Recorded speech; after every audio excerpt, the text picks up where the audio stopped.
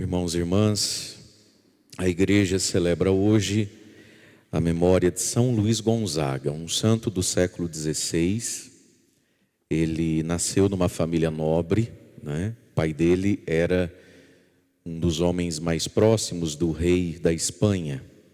E São Luís Gonzaga, desde menininho, foi muito educado, por um lado, para a piedade, para a religião, através da mãe, né? E, por outro lado, foi muito educado pelo pai para ser um soldado, desde menininho.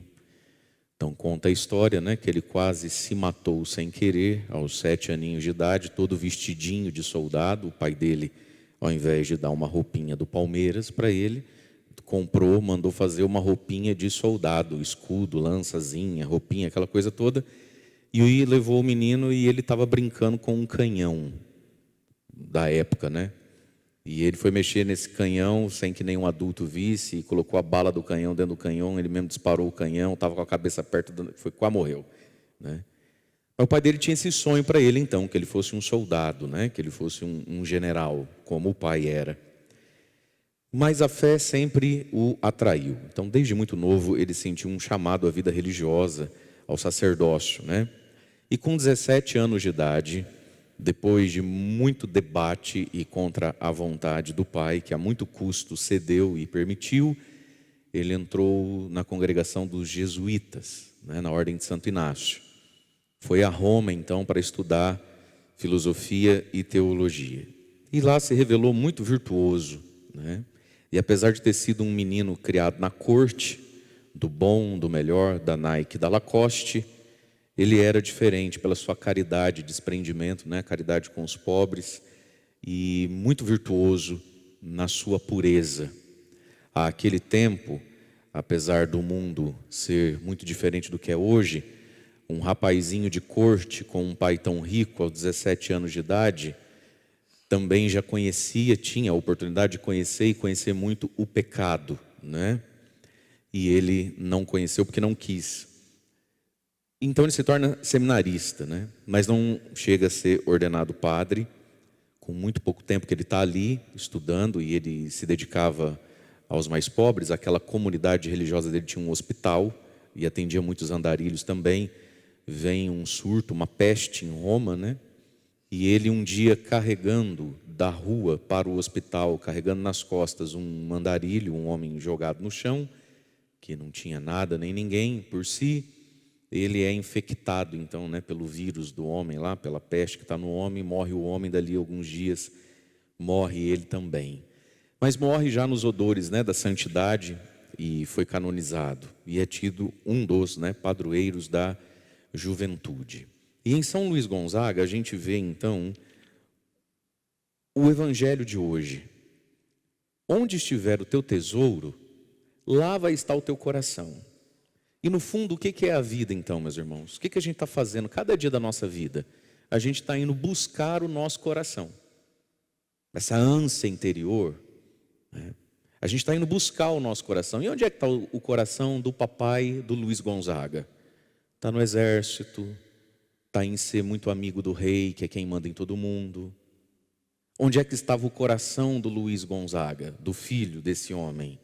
Estava em Cristo, e ele entendeu que para buscar o coração dele, a verdade maior da vida dele, ele tinha que ir atrás de Jesus. E no caso dele, ir atrás de Jesus significava a vida religiosa. Mas vamos entender aqui então esse versículo. Onde está o teu tesouro? O que você chama, o que eu chamo, o que chamamos de tesouro? Né, dona Florinda? Quem gosta de assistir o Chaves? 3 pessoas, o resto tudo deve ser muito chato de conviver com você. A pessoa não gosta de Chaves? Chapolin? Meu Deus do céu. Por isso que você precisa de horário com um padre, com um psicólogo. Tesouro, mamãe. Quem é o nosso tesouro? Onde está o teu tesouro, lá já está o teu coração. E agora você vai passar a vida, cada dia da vida, cada atitude determinada para isso. Eu preciso ir buscar o meu coração. E o meu coração está no dinheiro. O meu coração está em ter razão, saber mais que os outros. Meu coração está no meu ego. Onde tiver o tesouro, lá está o coração. Ninguém vive sem o próprio coração. E é isso que nos move, é isso que faz a gente ir atrás das coisas, né? E é aí que está, meus irmãos, a felicidade, a paz, ou é aí que está a tristeza, o inferno, o bate-boca? Onde está o teu tesouro? O que é importante? Agora, o tesouro, ele é algo objetivo. Tem coisa que é um tesouro, tem coisa que é esterco. Isso é objetivo. Mas, quem diz isso é o próprio ser humano.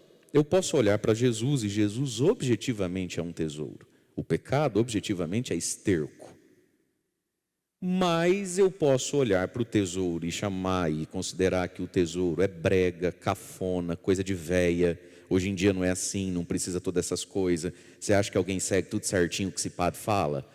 Isso é você que avalia, isso é você que diz. Por isso que nós precisamos evangelizar todos os dias a nossa cabeça e o nosso coração. Porque tem muita gente correndo atrás do esterco, como se o esterco fosse um tesouro. Essa é que é a verdade da vida. É o ser humano que valora as coisas. É o ser humano que cria suas próprias legendas e nota de rodapé para a vida. Nós ouvimos aqui a primeira leitura, uma leitura longa, e eu tenho certeza que você não entendeu nada, porque nem o padre entende direito, às vezes, certas leituras, se não lê antes. Tem umas páginas do Antigo Testamento que são tão distantes de nós, né? Mas vou resumir para você. Nós passamos aí uma semana e meia ouvindo falar de um rei, um maluco, o Acabe, casado com uma doida, Jezabel. Lá antes do profeta Elias. Agora a gente já deu um salto aqui na história, nós já estamos para depois da morte de Davi, né? Aí tem uma Atalha, ela é mãe do Ocosias, e soube que o filho estava morto. Uma mãe que perdeu o filho, né? E na morte desse filho ela perdeu muita coisa também, porque ela é mãe do rei, né? Então aqui tem dinheiro, aqui tem poder, aqui tem corte, aqui tem nobreza, né? Aqui tem as amigas, aqui tem se sentir mais que os outros, tem um monte de coisa que envolve a Atalha. Mas o que a Atalha decide fazer com a sua dor? E com o seu contrariamento, ela está contrariada. Ela resolve então matar toda a família real. Então se eu sofro, todo mundo vai sofrer. Eu não estou bem, ninguém vai ficar bem. É isso aqui que ela queria para a vida. Aí olha o que vai acontecer. Mas Josaba, filha do rei Jorão e irmã do Ocosias, que tinha acabado de morrer, ela também perdeu o irmão. O Ocosias é filho da Atalha, mas é irmão da Josaba. Tem uma mãe no velório e tem uma irmã no mesmo velório. Essa irmã já decidiu outra coisa. Ela pega o Joás, o menininho, porque essa mãe, Atalha, era apaixonada no Ocosias. Muitas mulheres têm essa enfermidade psíquica, né? Que é se apaixonar por um filho homem. E aí ninguém mais presta e tudo é ele, né? Joga lá no filho toda a energia afetiva, feminina dela sobre o filho homem. É mal casado, o maridão não é o que ela queria. Então as filhas mulher vira inimiga, sai faísca e o filho homem vira Deus. Então a Atalha, ao invés de consolar, né, a Josaba que perdeu o irmão, ela não está vendo nada nem ninguém, ela está vendo a dor dela, né? Mas a irmã do Ocosias, a Josaba, vai lá e pega o menininho Joás, para ele não ser assassinado pela própria avó. Gente, tinha gente doida na Bíblia, né? Sangue de Jesus tem poder. Meu Deus do céu. Ela pega e rapta o sobrinhozinho, não é isso? Do meio dos filhos do rei, que iriam ser massacrados pela própria avó, e colocou com sua ama num quarto de dormir, e assim escondeu de Atalha a própria avó. E o menino não foi morto. E ele ficou 6 anos escondido aqui. No 7º ano, o menininho já está grandinho. Aí tem um sacerdote no templo que garante toda essa dinastia real de Davi e o jeito certo das coisas ser para aquele povo, a despeito de quem esteja muito dolorido, pouco dolorido. Porque, meus irmãos, a nossa dor não pode desgovernar a nossa vida. Dor é algo que passa. Dor é algo que uma hora passa. O problema é que enquanto a dor não passa, a gente arruma mais dores ainda.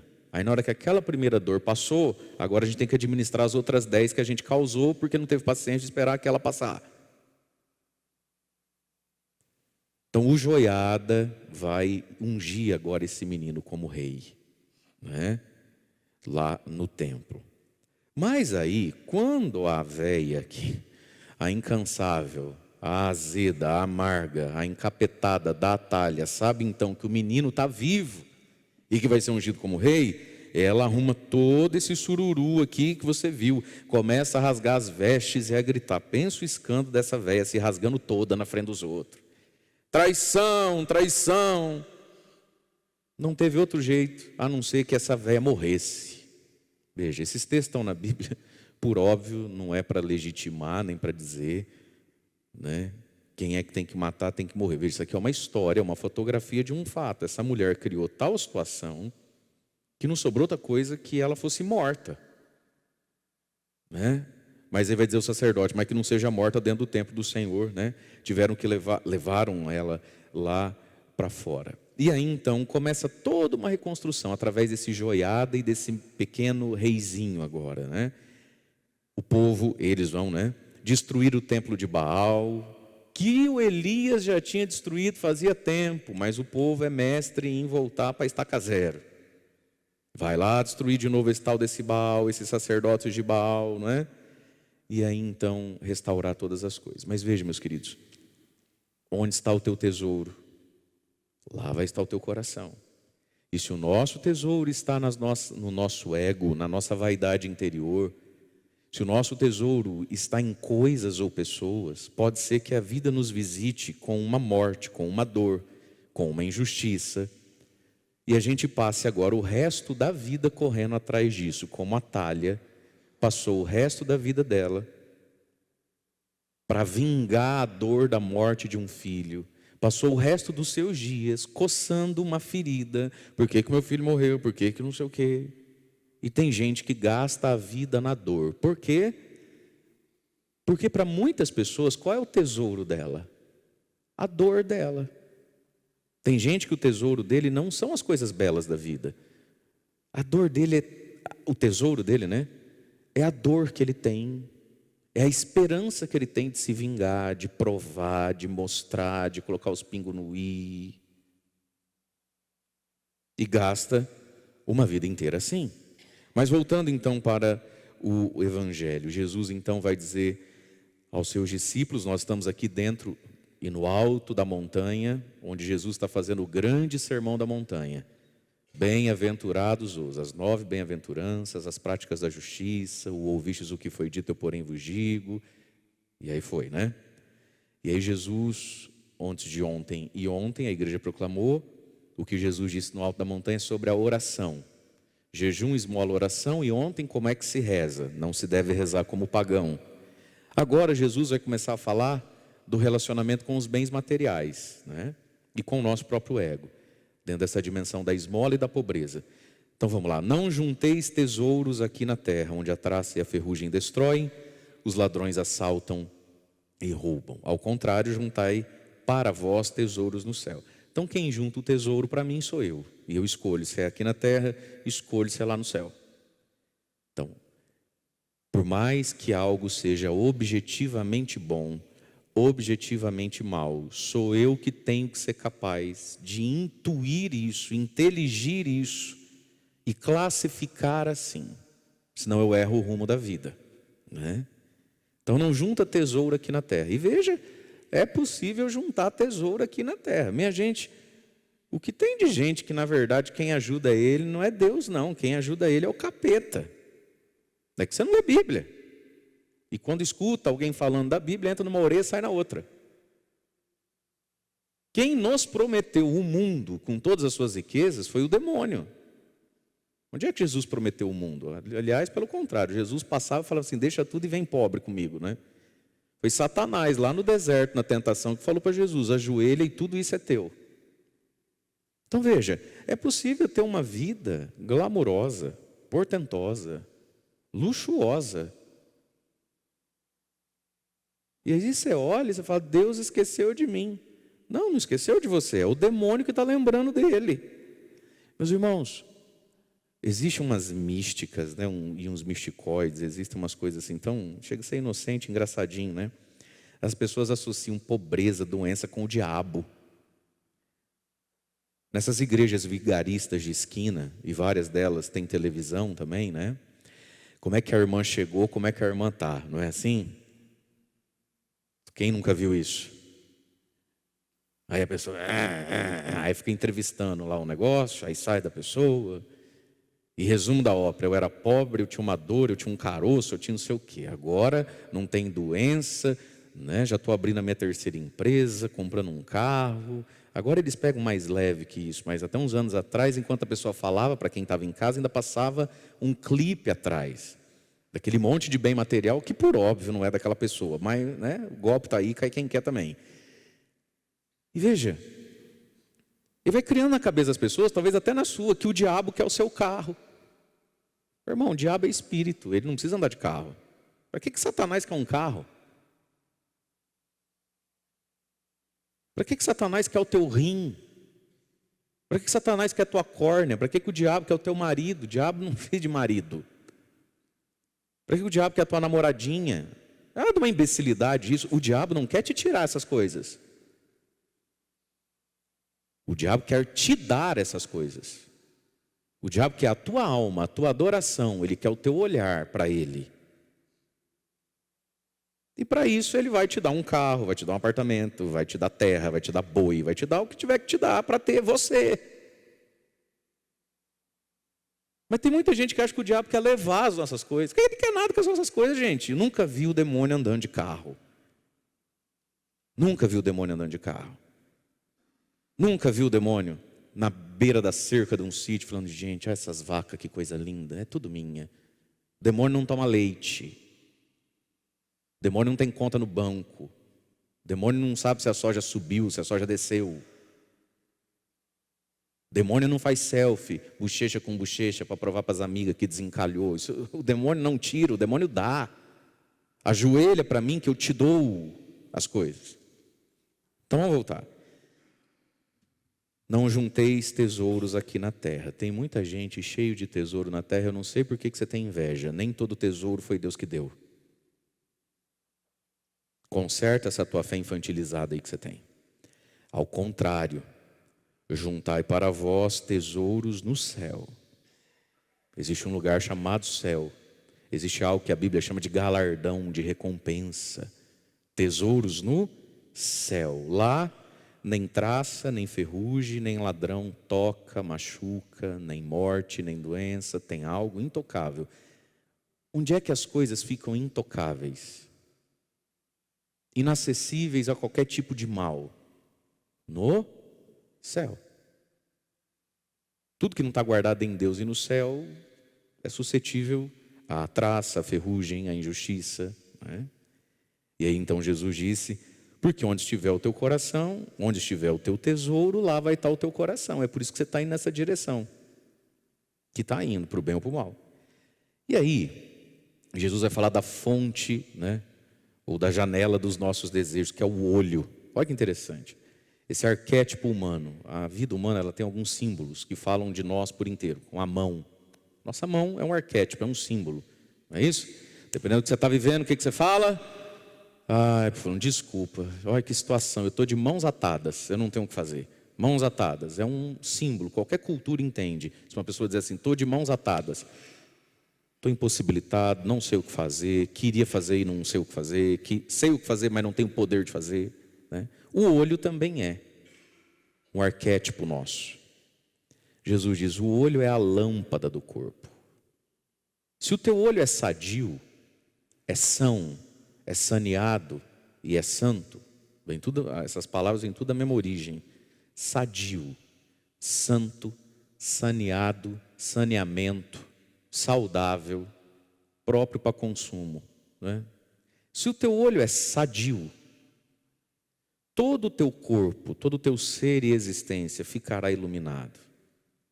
Mas se o teu olho não é sadio, não é são, não é saneado, não é santo e não é saudável, ele está doente, todo o teu corpo vai ficar em escuridão. Portanto, meus irmãos, os olhos. E na nossa cultura a gente tem essa expressão, né? Xiii, padre, aquilo ali tem um olho para dinheiro que eu nunca vi. Xiii, padre, aquilo ali tem um olho para carro. Xiii, aquela ali tem um olho para ter um olho para. É um desejo, é o que me coça, é o que me excita, é o que me acorda. Não é? Você pode ver que tem gente que vem na missa, ela consegue entrar e sair e não saber a cor da roupa do padre, que padre foi. Não vê nada.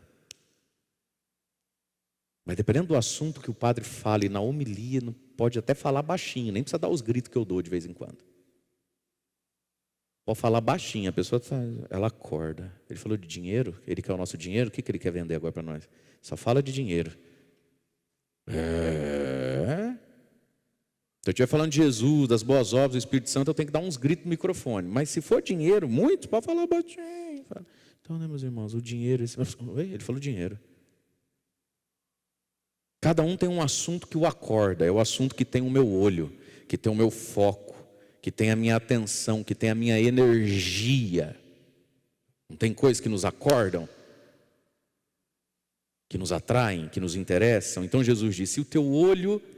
Se essa tua capacidade de desejo, se em você todo o conjunto das coisas que fazem você dizer, nossa, que bonito, que louvável,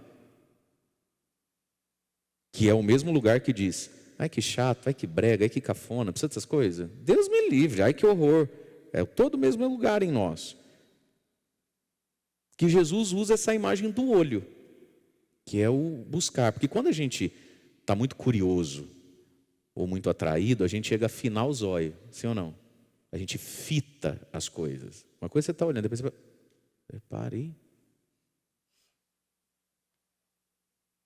Fita as coisas, não é isso?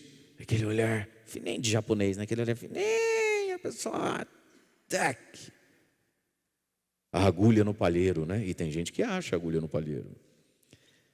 Então, se o teu olho, se isso em você está sadio, saneado, santificado, pela palavra, pelos valores do Evangelho, pela realidade da fé, pelo dizer de Jesus, então relaxa, você todo fica iluminado.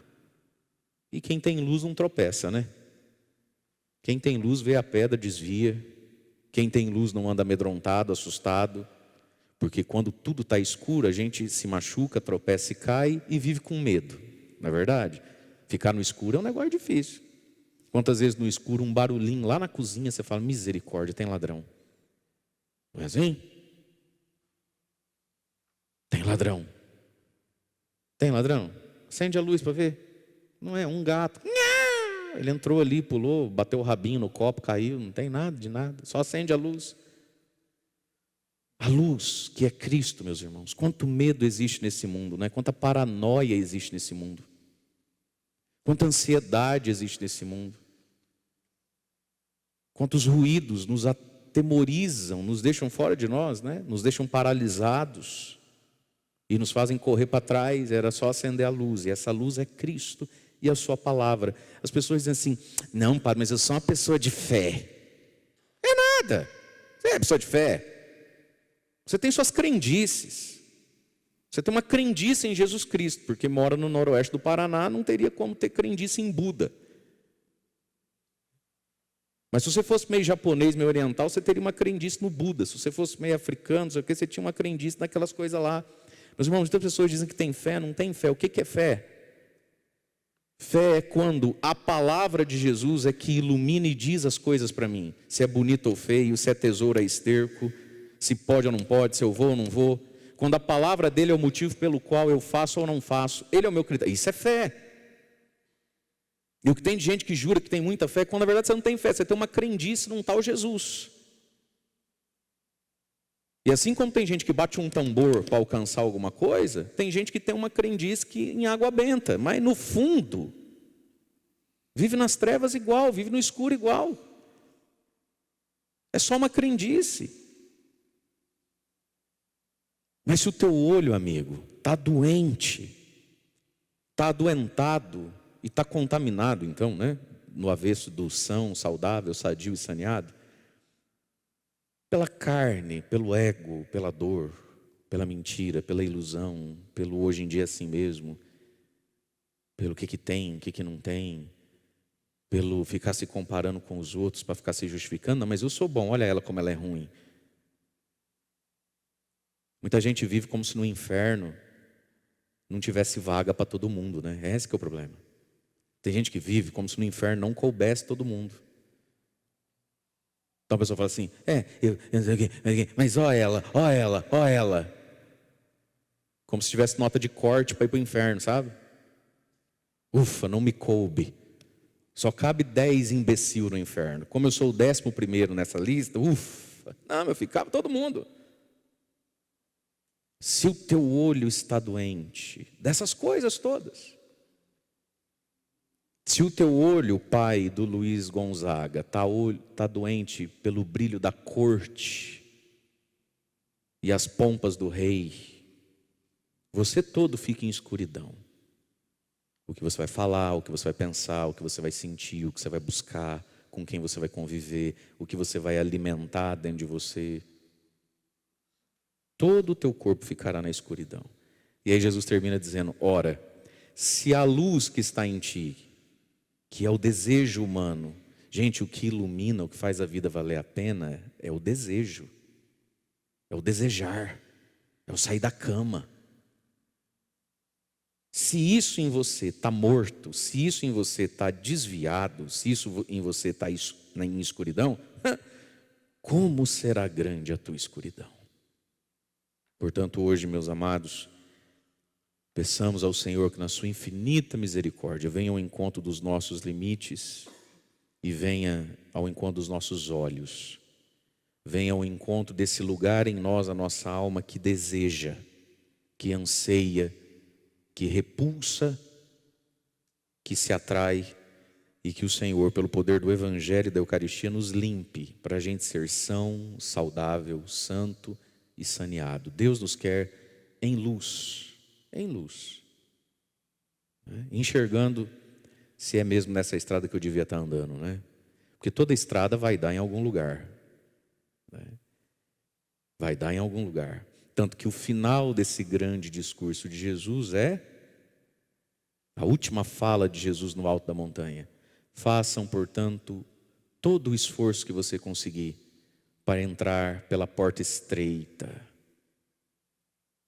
Encontrar essa estrada, achar essa porta e passar por ela. Tudo isso aqui que Jesus está dizendo, ele vai terminar dizendo todas essas coisas, resumindo nesse exemplo. Tudo isso é uma porta estreita. Uma estrada que vai dar numa porta estreita. Façam todo o esforço para achar a estrada, fica nela e chegar nessa porta e passar. Porque em verdade eu vos digo, muitos não vão conseguir. Porque largo, fácil, sem complicações e sem sermão de padre, é o caminho que leva para o inferno. É o caminho da perdição.